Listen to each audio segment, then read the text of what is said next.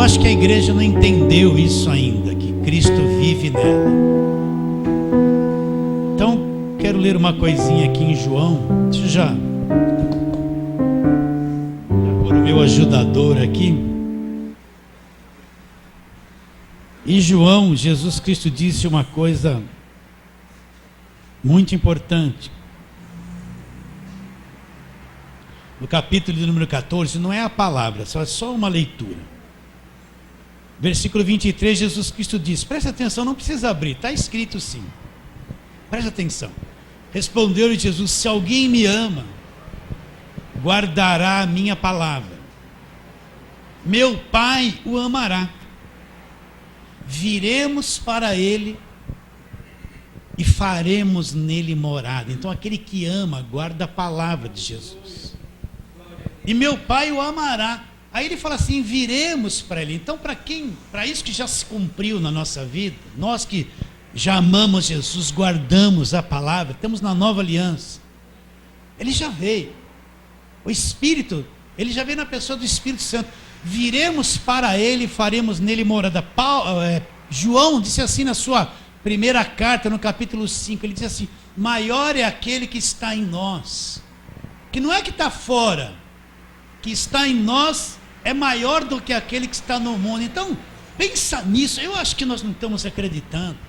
Se o maior está dentro de mim, quem é aquele que está no mundo para tentar fazer alguma coisa e derrubar aquele que é maior que está em mim? Quem é um demônio para entrar dentro de um crente que o maior está nele? Vocês estão entendendo? Então creia nisso, viva assim. Pastor, não sinto nada. Que ótimo que você não sente nada. Tomara que você nunca sinta nada, mas creia. Porque fé não é emoção. Estou brincando. Vou falar isso daqui. Então vamos à palavra de hoje. Hoje é o culto da ceia. E como sempre a gente centraliza a palavra num aspecto da ceia. Eu sei que é repetitivo, mas quando eles comemoraram a Páscoa, Deus falou para Moisés, vocês vão fazer esta Páscoa perpetuamente. E quando os vossos filhos, aqueles que nascerem depois, que não foram escravos, eles perguntarem para os pais, que rito é esse da Páscoa? Então vocês vão contar para eles. O quê? Olha, nós somos escravos 430 anos e Deus nos libertou. Então isso aqui é o ritual da Páscoa. Então Deus mandou comemorar a Páscoa. Os judeus até hoje comemoram a Páscoa. Nós não comemoramos Páscoa. A Páscoa se tornou para nós ceia do Senhor. Nós não temos nada a ver com a Páscoa. Páscoa é dos judeus. E eles comemoram até hoje. Mas Deus estabeleceu a ceia para que nós participemos dela até que Jesus Cristo volte, até a volta do Senhor Jesus Cristo. É a ceia do Senhor. E sempre trazer a memória para nunca esquecer aquilo que Ele fez na cruz. Porque tem tanta coisa substituindo a cruz de Cristo. É água, é rosa, daqui a pouco tem capim orado, daqui a pouco tem tudo. Tudo orado. Inventam coisas atrás da outra. Dizer que aquilo que resolve o problema, quando o que resolve é a cruz. Então a ceia é trazer a memória, lembrar, pôr na mente do povo, Cristo já fez tudo. Cristo já fez tudo, já aconteceu. Não percam isso de vista, não olhem para outro lado. Então vamos ao texto de hoje, Marcos capítulo 15.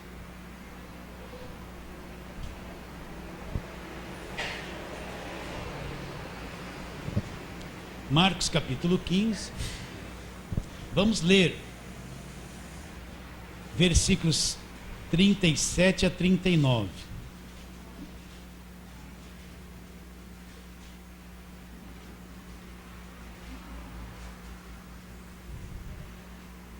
Então diz assim, Marcos 15, versículo 37. Mas Jesus, dando um grande brado, expirou. E o véu do santuário rasgou-se em duas partes, de alto a baixo. O centurião que estava em frente dele, vendo que assim expirara, disse: verdadeiramente esse homem era o Filho de Deus. Vamos orar. Pai querido, dependemos muito do Teu Espírito, Senhor. Aqui estão esses visitantes, esses meus irmãos. vem abrir o nosso entendimento, mostrar uma vírgula, uma palavra, uma frase a mais, para que confiemos mais e mais em Jesus Cristo e na obra da cruz. Assim nós te adoramos crendo e oramos pela fé no nome de Jesus. Diga amém. Como eu estava falando há pouco, eu vejo as pessoas procurando um Deus na carne. O que é um Deus na carne? As pessoas andam em busca de uma sensação, em busca de coisas visíveis para poderem tentar crer em Deus. Porque Deus é espírito, Ele está num campo invisível. E eu não, com as minhas mãos não vai resolver, porque elas não vão me deixar conhecer a Deus. Aquela mulher do fluxo de sangue tocou em Jesus. Jesus estava fisicamente aqui na terra, mas agora ele não está, ele está em espírito. Então não tem nada visível que vai me trazer uma fé para mim crer em Deus e provar a existência de Deus. Então nós vemos as pessoas buscando uma prova de que Deus existe baseado em coisas inanimadas, baseado em emoções, em sensações físicas da carne. Tem alguém que treme assim, fala que esse tremor é Deus. Uma pessoa anda em busca de um tal de arrepio, quando ela se arrepia, ela fala que é Deus. Outra é atrás de calor, porque quando ela sente um calor. Bom, nesses dias então, teve um calor terrível, né? Ela anda em busca de calor, sentiu um calor, um fogo, Deus está aqui. Ela pensa que manifestação de Deus se restringe a uma coisa visível, a uma sensação, a tocar em alguma coisa, a ver alguma coisa. E muitos pregadores, sabendo que o povo é assim, eles criam um monte de mecanismos para tentar atrair as pessoas e dizer que Deus se transferiu para aquilo. Eles criaram os santos, as santas, os santinhos, criaram as coisas ungidas e oradas do dia de hoje, cada hora é uma invenção, né? Eles fazem dessas coisas serem milagrosas, pelo menos eles dizem que são, porque eles descobriram que o povo quer um Deus na carne, e eles mesmos querem isso. Então Deus é espírito, os verdadeiros adoradores, adoração a pessoa pensa assim, é cantar uma música, levanta a mão, faz assim e faz isso. Você pode adorar a Deus sem nenhuma música. Música não tem nada a ver com adoração. Algumas nos levam a uma emoção, que traduzindo parece que Deus está mais perto de mim. Mas eu posso adorar a Deus. Quando Jesus falou de adoração a Deus para a mulher samaritana, não tinha nenhuma música, não tinha nenhum grupo de louvor, não tinha nenhuma banda, não tinha ensaio de nada. E Jesus falou para ela, os verdadeiros adoradores vão adorar o Pai em espírito. Quando aquele leproso foi curado em Mateus 8 e adorou Jesus, não tinha nenhuma música, mas ele veio, se prostrou e adorou antes de ser curado por Jesus. Adoração é uma coisa invisível, de espírito para espírito. Mas as pessoas querem um Deus na carne, uma coisa que ela vê, uma coisa que ela toca, uma coisa que criou isso aqui, vai abrir um caminho para mim, fazer a campanha, abre caminho. Vou distribuir aqui um galho de arru dourado. Isso vai abrir um caminho na sua vida. A pessoa quer isso, ela vai crer numa arru dourada e vai abrir um caminho. Mas Deus não tem nada a ver com isso. Isso não é prova de que Deus existe. Eu não conheço Deus por esses mecanismos. Eu conheço Deus por revelação, quando Ele se revela para mim. E o campo de conhecimento de Deus não é mão, não é a mente ela vem depois, não é uma sensação. O campo de conhecimento de Deus é no Espírito, porque Deus é Espírito. Então o poder de Deus pode se manifestar quando a minha carne não sente nada positivo. O poder de Deus pode ser a meu favor quando eu estou um caos, cansado e sonolento. O poder de Deus pode vir a meu favor, Deus pode agir quando eu estou com o coração gelado pelas preocupações e tudo em volta está negativo. Não depende disso para Deus se manifestar em mim, de eu conhecer a Deus. Vocês estão entendendo isso? Então, Nós precisamos crescer no nível de relacionamento com Deus. Uns falam assim, eu só oro ajoelhado porque é assim que tem que ser. Outros, eu só ando com paletó e gravata porque eu estou na presença de Deus. Outros criam um monte de coisa que faz com que as pessoas praticando aquilo, elas achem que ali ela vai estar na presença de Deus, mas isso é engano. Estou na presença de Deus em espírito, é assim que eu conheço a Deus, é assim que eu me relaciono com Deus, não depende de gestos. Eu falo assim, levanta as mãos no louvor, você levanta, você fica até empolgado, mas é só um gesto. Vocês estão entendendo isso ou não? Sim. Então fuja desse campo humano de sensações, de emoções, de sentir, não sentir, se chorar é bom, se não chorar é melhor. É melhor. Sinal que você está amadurecendo. Então esse texto aqui, o que isso tem a ver com a ceia? Eu quero trabalhar. Esse texto diz que Jesus deu um grande brado e expirou. Jesus está na cruz.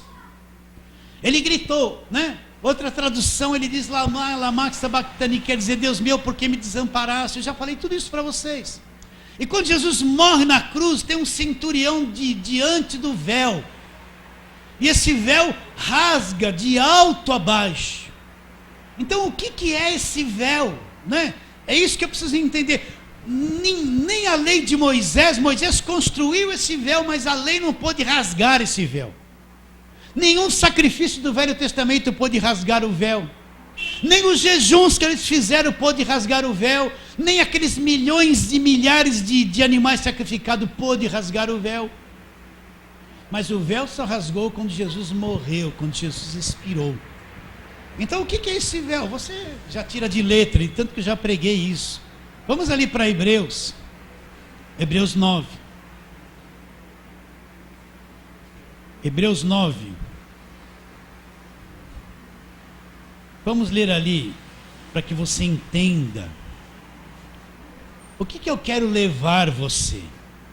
Eu quero levar a você crer, independente de qualquer situação, de qualquer acontecimento, de qualquer problema, de qualquer emoção, de qualquer fraqueza física.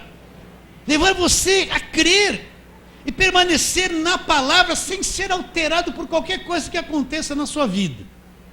Agora eu preciso sair do lado do campo natural para crer, senão eu não vou crer. Então, capítulo 9 de Hebreus, isso aqui são os rituais e as ofertas dos sacrifícios lá de Moisés, eram imperfeitos. Então vamos ler desde o versículo 1. Ora, a primeira aliança também tinha preceitos de serviço sagrado e o seu santuário terrestre. Para aqui. Então o santuário da primeira aliança foi construído por Moisés, era um tabernáculo. Era uma coisa terrena, física, construída com matéria humana. Esse era o primeiro santuário que Moisés fez. Vamos continuar a leitura.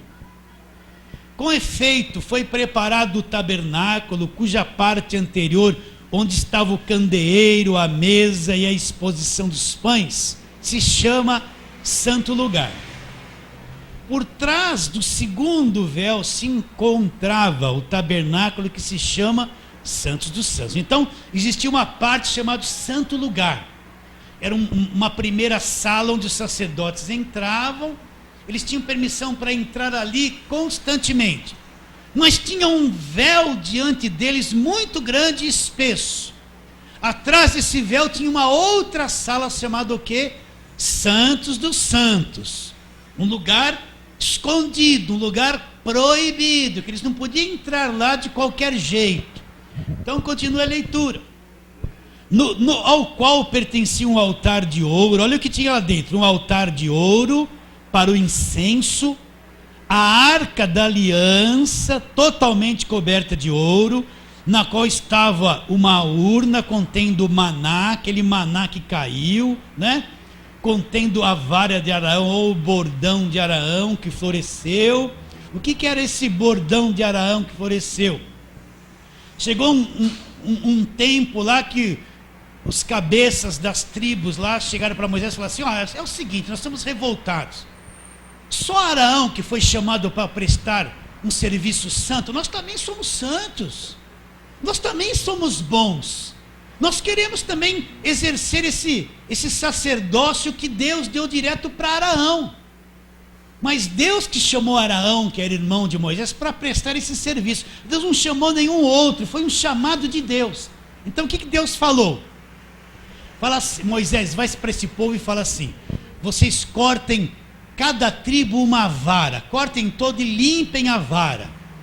E vocês vão pôr a vara lá dentro do tabernáculo. Deixar ela lá a noite toda. Quando amanhecer, a vara que tiver brotado e dado fruto é aquela pessoa que eu escolhi para o sacerdote, para o serviço sagrado. Então cada um da tribo, cada cabeça da tribo cortou a vara. Moisés pegou todas as varas, levou lá dentro do tabernáculo e foram todo mundo dormir. Quando amanheceu, era hora de pegar as varas. A vara de Arão cortou a vara de uma amendoeira. A vara de Arão tinha crescido, dado flores e amendoins e frutos. Quem que fez uma vara cortada, morta, dar flor e fruto? Foi Deus por um milagre. E a vara de todos aqueles outros que se achavam santos e melhores, nenhuma vara floresceu. Então Deus provou que Deus havia escolhido Araão para ser sacerdote e não escolheu nenhum dos outros. Eles tinham que ficar quietos no lugar deles, porque o ministério vem de Deus, não é porque a pessoa quer, é que é Deus que cria, levanta e dá um ministério para a pessoa. Então essa vara de Araão que floresceu estava lá dentro dos santos como prova do que era o ministério chamado por Deus, lá dentro dos santos dos santos. Entendeu isso ou não? Está bem claro? Então olha lá, vou ler de novo versículo 4. O qual pertencia um altar de ouro para o incenso e a arca da aliança totalmente coberta de ouro. O que tinha dentro da arca? Na qual estava uma urna contendo o maná. Quando caiu o maná pela primeira vez, depois que Moisés construiu o tabernáculo, Deus falou assim: olha, pega um pouco do maná, põe dentro da arca da aliança, deixa guardadinho, ele nunca vai estragar, é testemunho que vocês foram alimentados com o pão do céu. Então tinha o maná, a vara de Araão, que provava que Araão era legitimamente chamado por Deus, né? Estava tudo lá. Contendo o maná, a vara de Araão que floresceu e as tábuas da aliança, aquelas tábuas dos 10 mandamentos.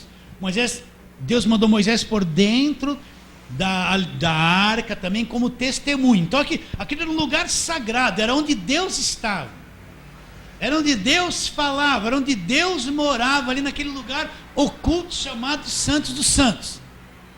Continuando, e sobre ela os querubins, tinha 2 querubins assim, 2 seres com asas, estavam inclinados como se tampasse a arca assim, né? Os 2 querubins. E sobre ela os querubins da glória, com a sua sombra cobriu o propiciatório. Dessas coisas, todavia, não falaremos agora pormenorizadamente. Ora, depois de tudo isso assim preparado, continuamente entram no primeiro tabernáculo os sacerdotes para realizar os serviços sagrados. Então, aquele sacrifício daquelas coisas, os sacerdotes entravam no Santos dos Santos, sacrificavam o animal, jogavam o sangue, fazia toda aquela operação religiosa no lugar santo. Mas eles não podiam passar pelo véu que era o Santos dos Santos, onde estava a glória de Deus. Não era permitido. Continua a leitura. Versículo 6. Ora, depois de tudo isso assim preparado, continuamente entram no primeiro tabernáculo os sacerdotes para realizar os serviços sagrados. Mas no segundo, o sumo sacerdote, ele sozinho, uma vez por ano, não sem sangue, para oferecer por si e pelos pecados da ignorância do povo. Então o que acontecia nos Santos dos Santos? Só o sumo sacerdote era alguém escolhido por Deus, só ele era permitido, ele era um chefe dos demais sacerdotes, por eleição de Deus.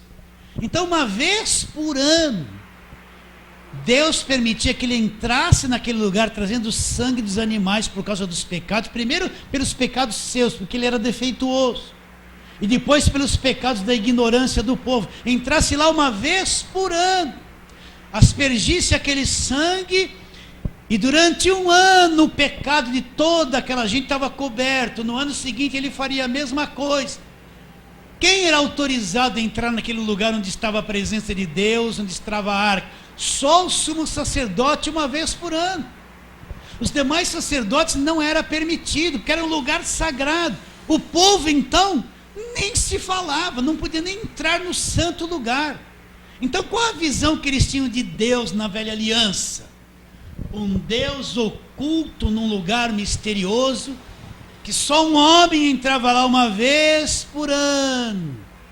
Os demais dias do ano ele ficava lá escondido e todos eles ficavam do lado de fora. Era um Deus longe, um Deus meio enigmático, misterioso, estranho de se entender. Está bem claro isso? Agora continua a leitura. Querendo com isso dar a entender o Espírito Santo que ainda o caminho do santo lugar não se manifestou enquanto o primeiro tabernáculo continua erguido. Para aí, o que ele está dizendo? Por que era permitido só entrar o sumo sacerdote uma vez por ano? Porque ainda, as pessoas só chegavam na presença de Deus através do sacrifício de animais. Isso precisava ser removido, ser retirado. Mas enquanto a primeira aliança, o primeiro tabernáculo ficava em pé, isso era impossível de se fazer. Então esse ministério de Moisés cobriu todo o Velho Testamento.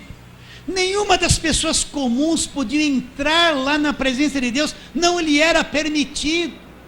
Entende isso? Então, para ter acesso àquele lugar, eles não podiam ter. Então Deus, como se estivesse longe deles. O que era o sumo sacerdote? Era aquele que representava Deus quando estava de costas para Deus e de frente para os homens. Mas era aquele que representava os homens quando ele estava de costas para os homens e de frente por Deus. Então Deus usava um intermediário. Deus falava para o sumo sacerdote, ele falava para o povo. O povo falava para ele e ele falava para Deus. Não havia essa ligação direta, povo e Deus. Tinha que passar por um intermediário. Vocês estão entendendo? Então isso era a velha aliança. Sempre se chegar a uma pessoa, para essa pessoa se chegar a Deus por mim. Então eles iam com as ofertas deles e os sacrifícios. O que eles faziam? Entregavam na mão do sacerdote. Eles não podiam entregar direto para Deus. Entregava na mão do sacerdote, depois o sacerdote pegava aquilo e ele era autorizado a fazer aquilo para Deus. As pessoas não podiam fazer. Então essa era a visão de relacionamento com Deus no Velho Testamento. Muitos trazem essa visão nos dias de hoje, que já foi abolida na cruz por Jesus. Eles querem procurar pessoas que vão fazer alguma coisa por eles, para essas pessoas representarem Deus, para Deus falarem com elas e elas virem. Então se levanta muitos homens de Deus, grandes homens, que são intermediários. As pessoas têm que vir a eles, para eles falarem com Deus. Aí Deus, não, em vez de falar direto com as pessoas, tem que falar da vida das pessoas para eles darem um recado. Isso é uma visão falsa, isso não existe mais. Não existe mais. Deus na nova aliança fala direto com cada um. Esse modelo envelheceu na velha aliança. Então, o que ele diz? Que ainda o caminho do santo lugar não havia se manifestado, porque o primeiro tabernáculo ainda estava em pé. Agora Cristo vem, presta atenção, ele vem e João Batista fala, olha o Cordeiro de Deus. João Batista tem uma grande revelação.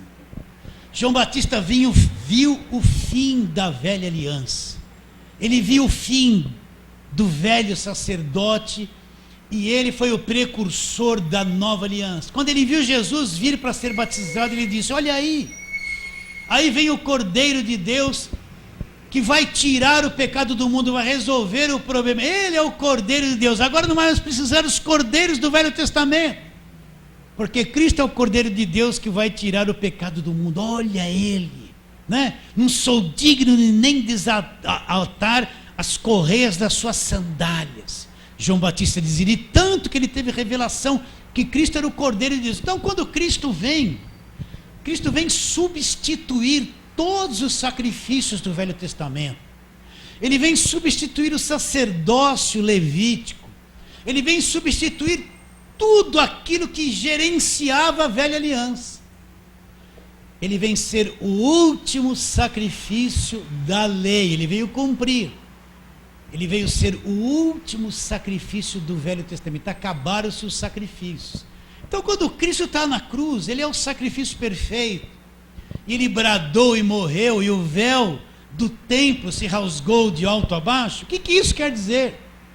Que agora aquela proibição, o que é um véu? O véu serve de obstáculo, como se fosse uma porta que impedia eles de entrarem direto na presença de Deus. Mas quando Cristo morre na cruz, esse véu do templo se rasgou de alto a baixo em duas partes. O caminho para o povo ir à presença de Deus, o caminho para o povo ter um acesso direto a Deus, sem nenhum intermediário do Velho Testamento, o caminho para qualquer pessoa se chegar a Deus foi aberto quando Cristo morreu na cruz do Calvário. Se ele não tivesse morrido, não adiantaria nada, a porta ainda estaria fechada. Mas quando ele morre na cruz e expirou, o véu se rasgou, acabou. Deus agora saiu daquele lugar. Não que ele estivesse preso lá. Deus agora, depois da morte de Cristo, ele se abriu para todas as pessoas. Através de Cristo, todos têm acesso a ele. Cristo, por isso que Cristo disse: ninguém vem ao Pai senão por mim. Eu sou a porta, eu sou o caminho, a verdade e a vida. Ninguém vem ao Pai senão por mim. Então Cristo agora é a porta que escancarou para que cada pessoa tenha acesso direto a Deus. E Deus não tolera outros caminhos para se chegar a Ele. Deus quer que qualquer homem e mulher se achegue a Ele através de Jesus Cristo. Então, tudo aquilo da velha aliança se cumpriu em Cristo, foi retirado. A porta agora está aberta, mas eu me achego a Deus em espírito. Então eu não me achego a Deus através de nada material. Entenda isso. Eu não me achego a Deus através de sensações, de emoções, de calor, de frio, de monte, alto, baixo. Isso é tudo religião que cega a mente das pessoas. Agora Cristo abriu a porta, abriu o caminho totalmente. Mas como que ele conseguiu isso? Através da sua morte na cruz. Se ele não morresse, ele não teria cumprido a velha aliança. Ele não teria estabelecido agora um novo tabernáculo. Na velha aliança o tabernáculo era homem, era templo feito por mãos. Na nova aliança o templo são as pessoas que entraram por esse caminho. Somos nós somos o templo de Deus. Nós somos a igreja, nós somos os verdadeiros adoradores e o lugar da adoração. Então agora, meus irmãos, com a morte de Cristo na cruz, qualquer pessoa que olhar para Jesus e crer, ela vai ter comunhão. A porta está aberta. Eu vejo as pessoas lutando para abrir porta, campanha de abre porta, e vai abrir a porta, Deus vai abrir uma porta. Meu Deus, em Cristo a porta já foi aberta, está escancarada. Só que eu entro pelo Espírito, não é por emoção, não é na carne, não é por sensação, não é por essa religiosidade humana, mesquinha que você está vendo aí. É pelo Espírito. No Espírito eu entro lá e ando lá o tempo todo. Vocês estão entendendo isso ou não? Então, Cristo abriu esse caminho, a coisa está aberta. Deus agora procura os verdadeiros que vão se chegar a Ele e adorá-lo em espírito. Deus usou muitas mecânicas lá no Velho Testamento. Ele usou uma sarça, mas nunca mais usou sarça. Ele usou lá uma farinha, mas nunca mais usou farinha. Ele usou um galho que foi jogado numa água e a água ficou de amarga, ficou doce, mas nunca mais fez isso. Vocês estão entendendo? Deus usou muitas coisas materiais lá no Velho Testamento, mas agora na nova aliança o centro de tudo é Cristo. Deus não age mais daquela forma. Tudo mudou com a vinda de Jesus Cristo ao mundo. Então a porta está escancarada. Meu Deus, será que eu vejo isso ou não? Em qualquer lugar, não tem mais lugar santo. Deus chegou para Moisés: tira a sandália dos pés, que o lugar que você está é santo. Agora o lugar santo é onde eu estou, porque eu sou santo, você é santo. Deus nos separou, nos fez santo. Não tem mais um lugar especial agora que eu vou lá Nem Jerusalém, meus irmãos, é um lugar especial que eu vou lá e Deus vai falar comigo mais lá do que fala aqui. Lugar santo é onde nós estamos, na presença de Deus, em qualquer lugar, no carro, no metrô, na Praça da Sé, na Bílio Pedro Ramos, na escada rolante do Bergamini, eu estou ali com Deus o tempo todo. Então Deus quer que a gente enxergue isso, que a gente aprenda a se relacionar com Ele no Espírito, porque nós vamos viver lá no céu em Espírito. Você nasceu de novo em Espírito, não foi tua carne que nasceu de novo. Então eu preciso aprender a viver em Espírito aqui. Quando eu chegar lá, vou ter facilidade com as coisas. Nós temos que começar a se relacionar com Deus por fé, uma coisa invisível em Espírito aqui agora.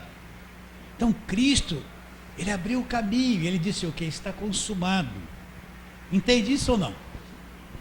Então, para você entender, você vai tomar a ceia. O que nós vamos pensar hoje? O caminho está aberto para sempre. Nunca, não tem nada nesse mundo que possa fechar aquilo que Jesus Cristo abriu. Eu quero ler mais uma coisinha, que você está cansado de ler comigo isso, né?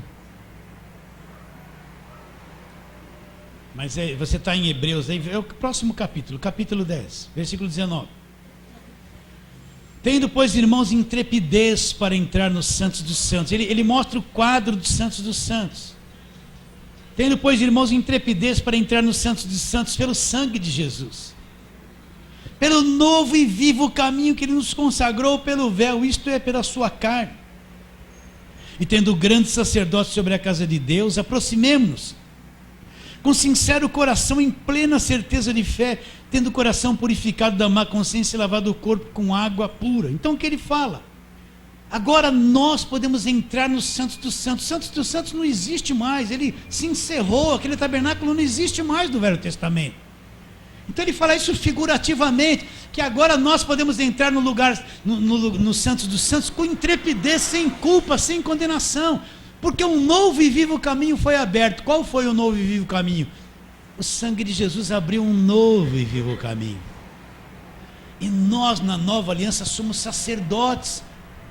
Nós somos sacerdotes muito mais superior àqueles sacerdotes do Velho Testamento. Pastor, então prova isso na palavra. 1 de Pedro, nós cantamos aqui.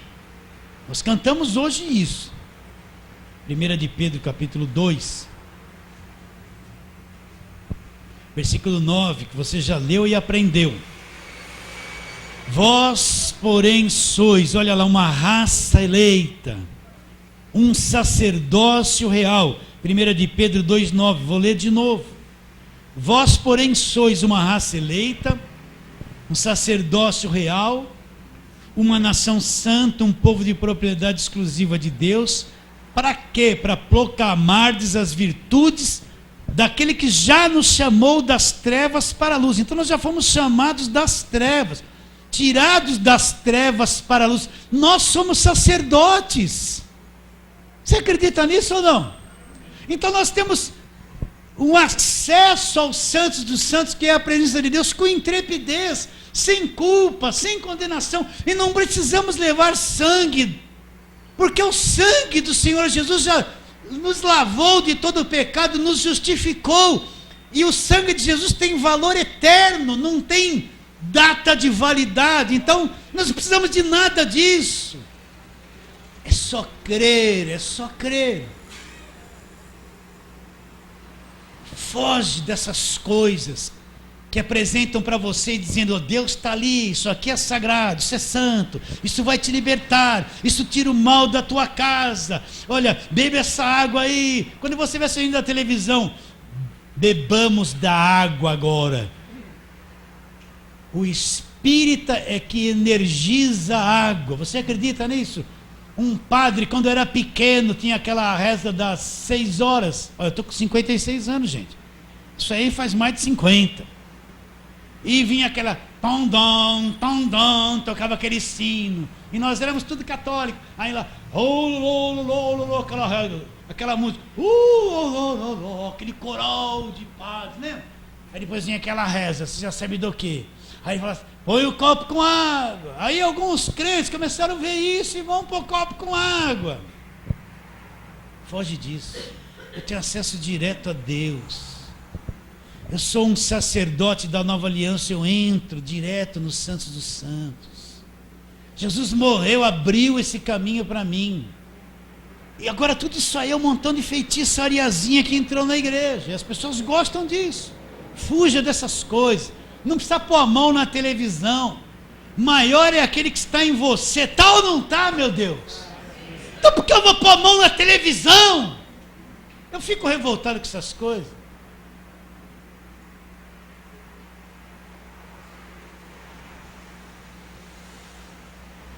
Você pensa que essa canetorada de R$1.000 vai resolver algum problema?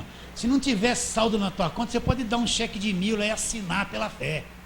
Vai voltar, meu irmão. Pode pegar a canetorada, vou comprar um carro pela fé à vista. Estou com a caneta ungida aqui, ó. Que olharam por ela. Assina lá, R$25.000, compra um popular. Vai voltar. Ah, se vai. Caneta ungida não resolve. Então você vê a porta. Agora o grande desafio é viver pela fé. Por isso que Deus não é um Deus na carne, onde eu sinto.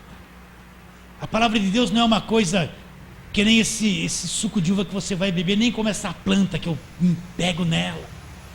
Ela é espírito. Jesus Cristo disse: as palavras que eu vos tenho dito são espírito, não é uma coisa que eu sinta.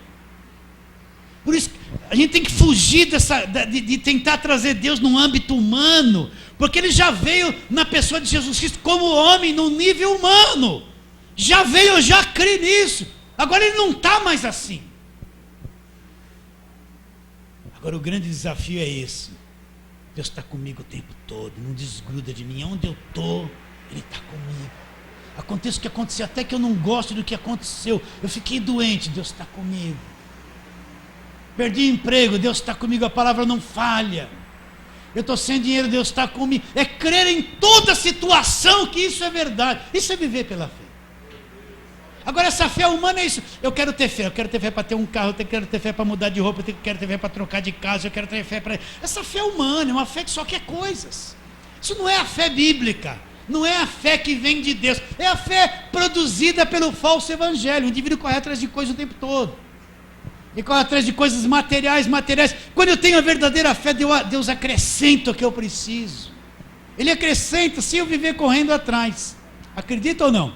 Ah, pastor, então quer dizer que eu vou parar de trabalhar? Não, você vai trabalhar. Quer ganhar bastante dinheiro? Trabalha muito. Muito. É. Você quer ficar rico? Deus vai te dar muito trabalho, viu? Muito. Então nós vamos participar da ceia. O que nós vamos ter em mente quando você comer o pão e beber do cálice? O véu foi rasgado agora. Deus, eu te amo, eu tenho acesso direto à tua presença. Minha cabeça às vezes não entende isso direito.